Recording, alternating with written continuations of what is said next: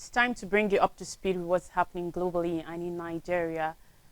On the news, truce captives release will not start before Friday, says Israel. WHO queries mysterious pneumonia outbreak in China. North Korea holds show pact, deploys troops at border. Wilder scores big in Dutch election exit poll, and Israel-Hamas deal significant to U.S. policy.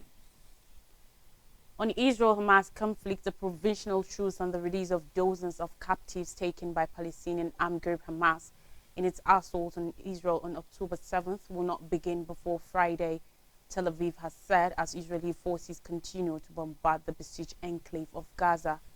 The release is part of a temporary truce, initially anticipated to last 4 days, that was agreed by Israel and Hamas on Wednesday, and also includes the deployment of desperately needed humanitarian aid to Gaza. The captives are supposed to be exchanged for a number of Palestinians held in Israeli jails.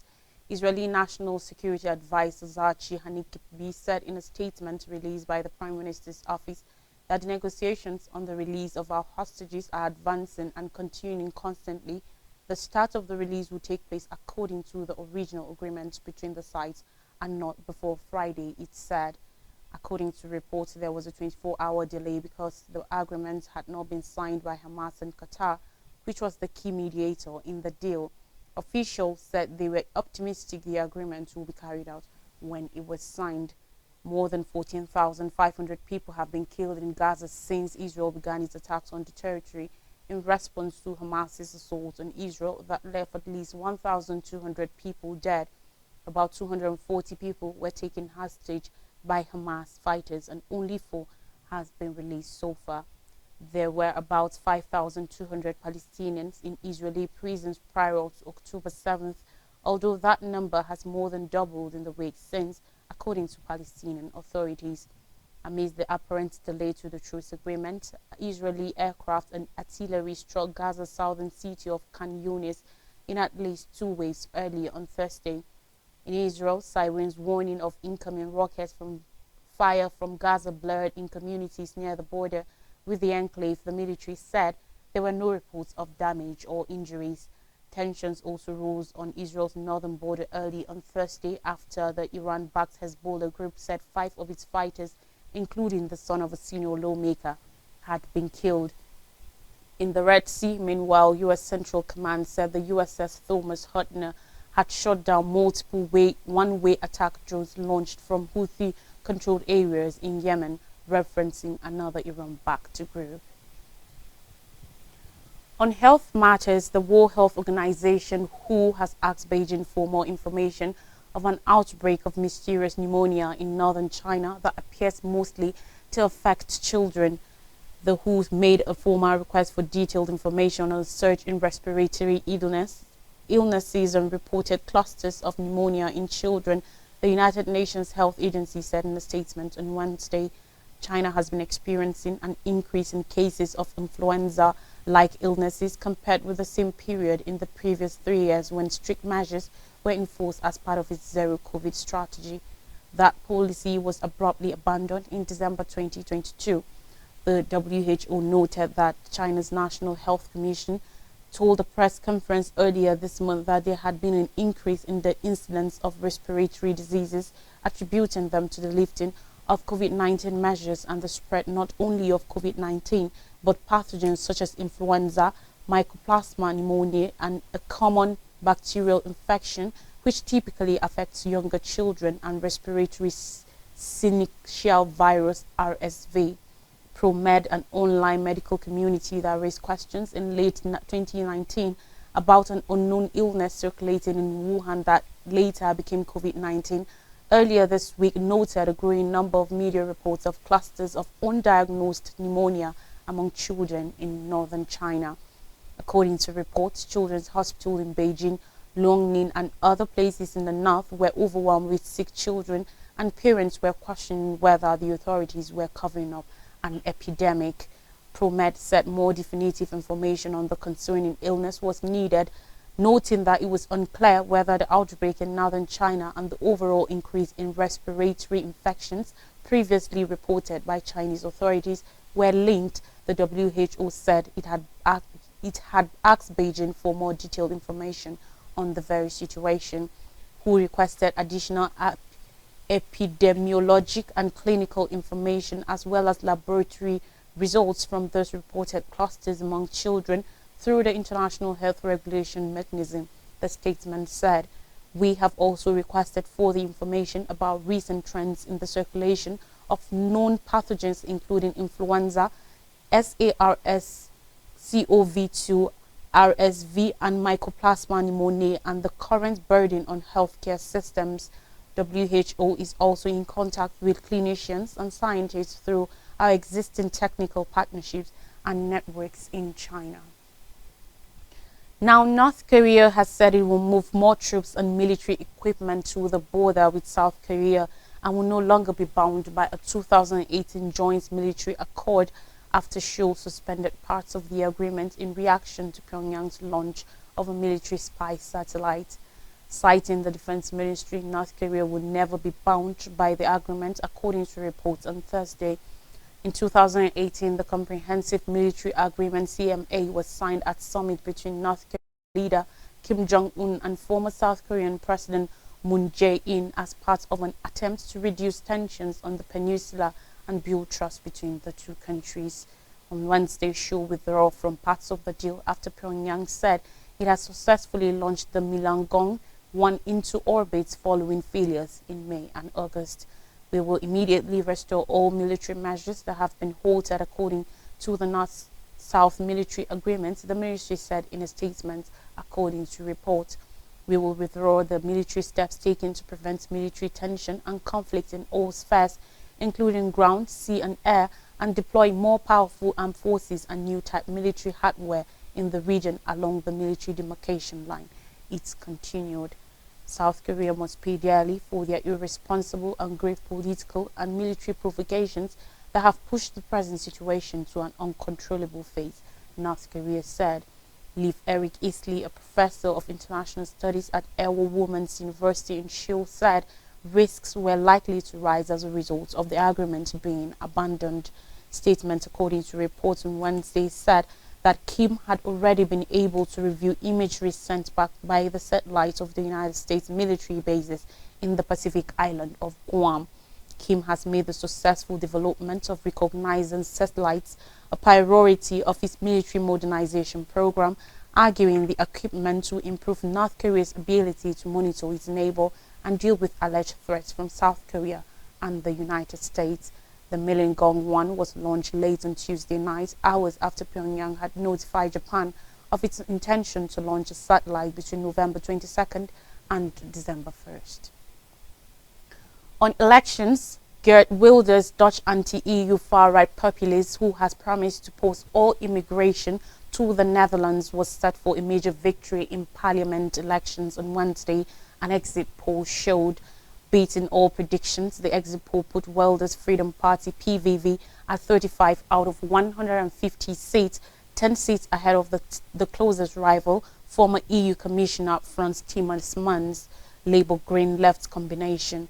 That margin was far greater than expected and appeared to be too great for the outcome to change. Exit polls are generally reliable with a margin of error of roughly 2 seats.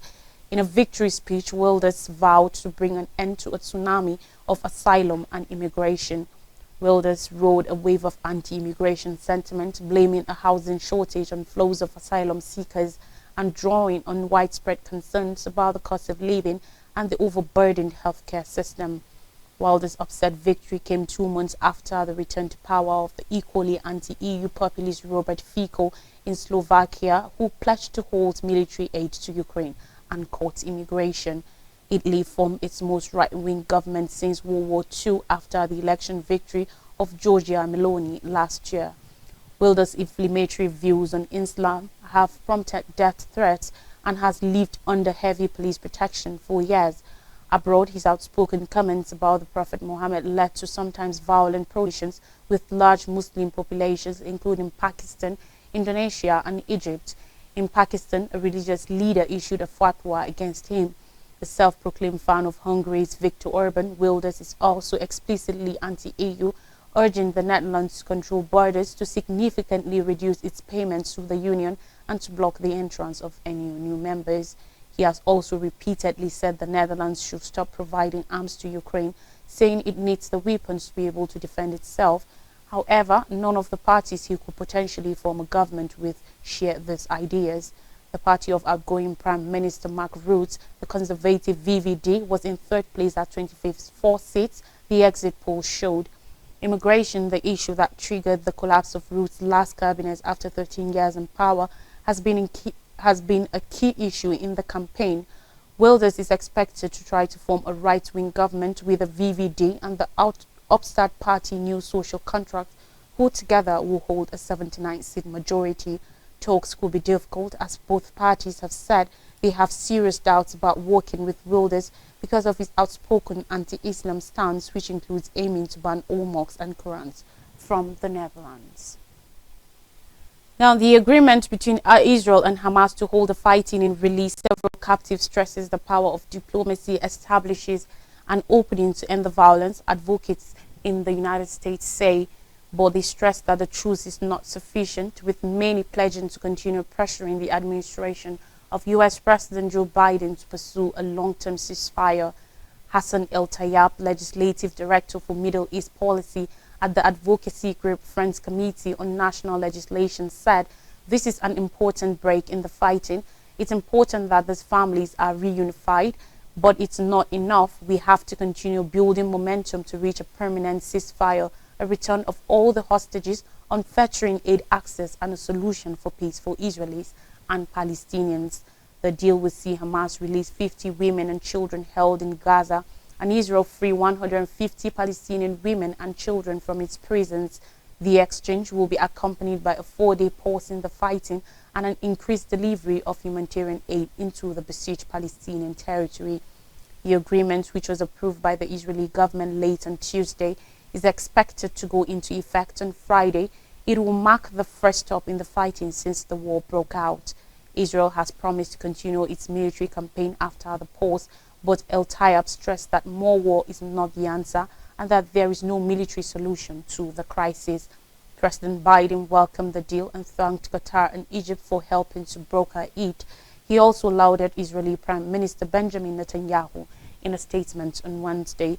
The Biden administration has been calling for humanitarian pauses in the war while firmly rejecting demands for a ceasefire, at least until Israel achieves its stage goal of eliminating Hamas. Moving to more stories, Guatemala prosecutor aims president-elect's immunity. Barricades were set up around campus, banners were unfolded, and key buildings at the University of San Carlos, USAC, Guatemala's sole public university, came under student occupation. The campus was in uproar over the election of a new rector, Walter Mazarregos, to lead the school in 2022. Critics, including the United States Department, had denounced the selection process as fraudulent. Among those raising their voices in outrage was a member of Guatemala's Congress, little known outside his country at the time. But now the dark horse progressive Bernardo Arevalo has sped into the international spotlight as Guatemala's president-elect, and his statements about the protests are at the center of a new controversy erupting in the country. Prosecutors filed a request to strip Arevalo and his running mate Karen Herrera of their political immunity for supporting the student protests on social media on November 17th. Human rights advocates and observers have warned that the request is the latest attempt to derail Arevalo's presidency as the political establishment reels from his surprise victory in August's election. It is really a veiled threat to the transition, Luis Mark, a Guatemalan independent political analyst and political science professor at the USAC, said, according to report. The case has no legal basis, but any excuse can serve to criminalize you and intimidate you. Arevalo, an anti-corruption candidate, has faced a series of legal actions since emerging as a front-runner in the June 25th general elections. As he advanced to the runoff race, prosecutors sought to stop his political party, the Sikh Movement. Police also raided the party's offices, and his opponents have publicly questioned the vote tally, even filing complaints of fraud. But the newest step against Arevalo heightens the legal jeopardy he and his political party face, leaving him vulnerable to criminal investigation and potentially prosecution. In African shores, DRC remote areas face challenges ahead of poll. As Democratic Republic of Congo DRC President Felix Tshisekedi seeks re-election, the pledges made during his first term to alleviate poverty in remote areas seem unfulfilled. Despite implementing certain social policies, numerous areas like the village of Kampe in the Kwili province continue to face serious challenges. Local voices in Kampe echo a sentiment of disappointment and frustration. Blaise Kobenki, a fish vendor, highlights the broken promises related to the closure of the Boma port. Despite assurances of reopening and resuming activities, nothing has materialized, leaving the community in a state of uncertainty. As waiving primary school fees and introducing free maternity care in the capital, Kinshasa, these strategies intended to develop education and healthcare access, particularly for vulnerable populations. While there has been a surge in the number of Congolese children attending school, the overall effect on poverty in remote areas remains limited. In rural regions like Kampe, the promised improvements seem distant, leaving residents grappling with challenges like inadequate transportation and food scarcity. Despite being rich in minerals, the DRC continues to face significant economic challenges, including corruption, mismanagement, and conflict in the eastern part of the country. The World Bank estimates that about two-thirds of the DRC's 100 million people live on less than $2.15 a day. Felix Tshisekedi, 60, is running for a second term in December 20th election. After taking power in 2019, he waived primary school fees, his flagship social policy, and rolled out free maternity care in the capital, Kinshasa. More Congolese children are in classrooms than ever before, but most people in the Democratic Republic of Congo remain trapped in grinding poverty and see little change. Still ahead, Mali-Russia deal, gold refinery underway. An agreement with Russia to build a gold refinery in the capital, Bamako, has been signed, Mali's junta said, one of a slew of deals between the two countries as Russia seeks to extend its regional influence.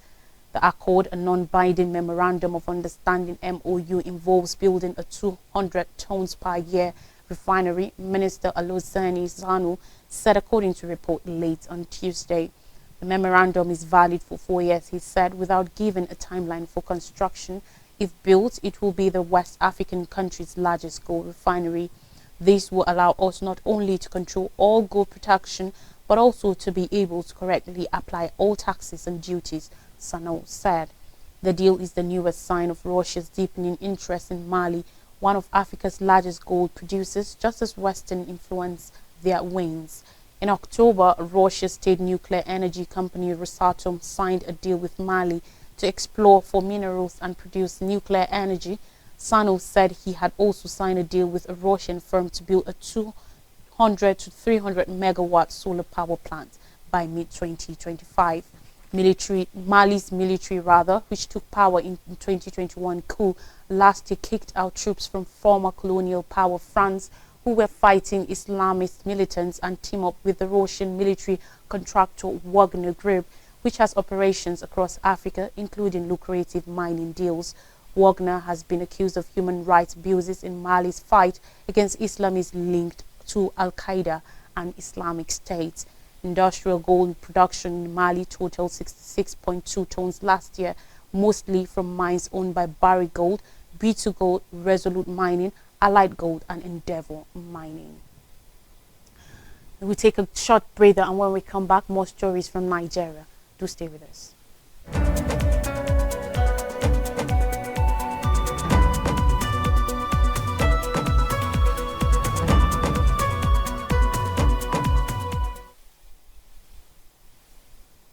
Thanks for staying with us. On judicial matters, Kano governor appeals Guba verdict at Supreme Court. Yesterday, there was chaos in Kano as thousands of residents took to the streets to protest the sacking of Governor Kabir Yusuf by the Court of Appeal. This followed the contradiction in the certified true copy of the November 17th judgment of the appellate court that nullified the governor's election and declared Nasru Ganoua of the All Progressives Congress APC as winner of the March 18th governorship election in the state. The Court of Appeal, in a statement by its chief registrar, Umar Bangari, however, said what happened in the judgment certified true copy was a clerical error which does not contradict the court's judgment on the Kano State governorship election.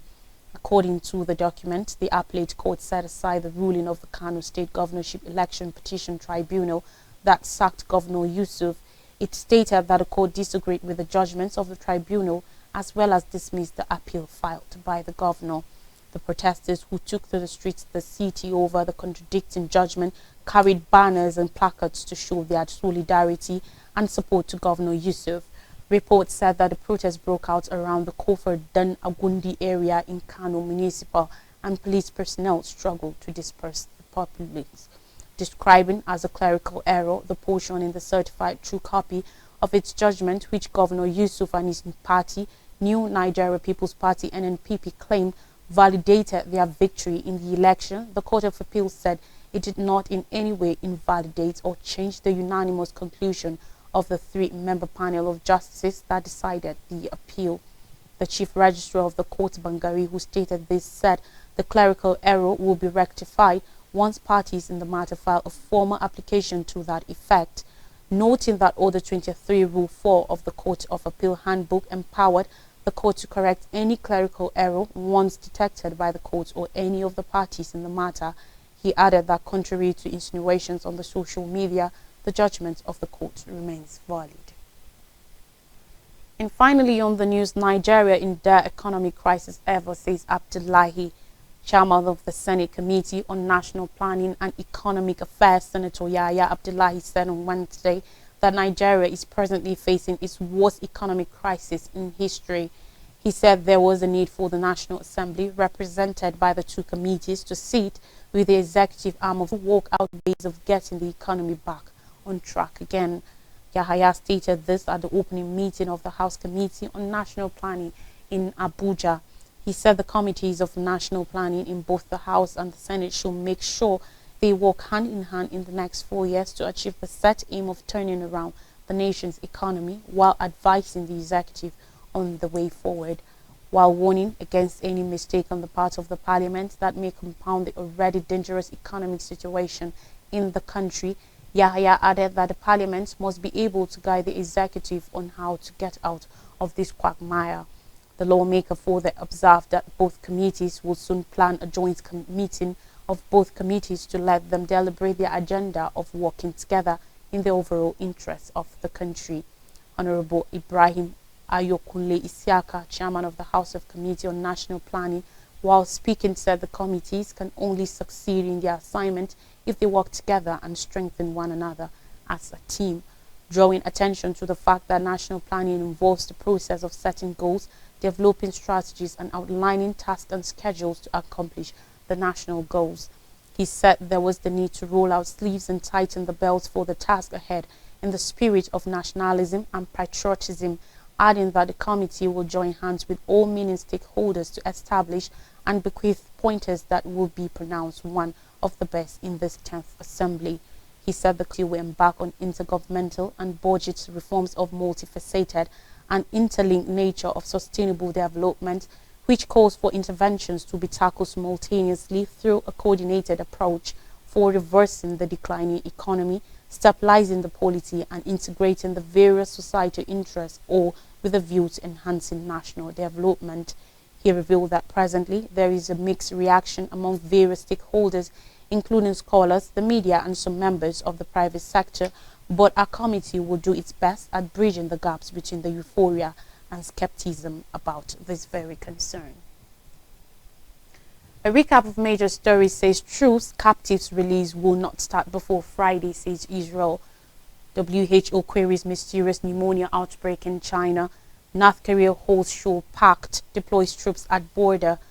Wilders scores big in Dutch election exit poll, and Israel-Hamas deal significant to U.S. policy. And that's all in the news. Thanks for watching. I am Lois Streck.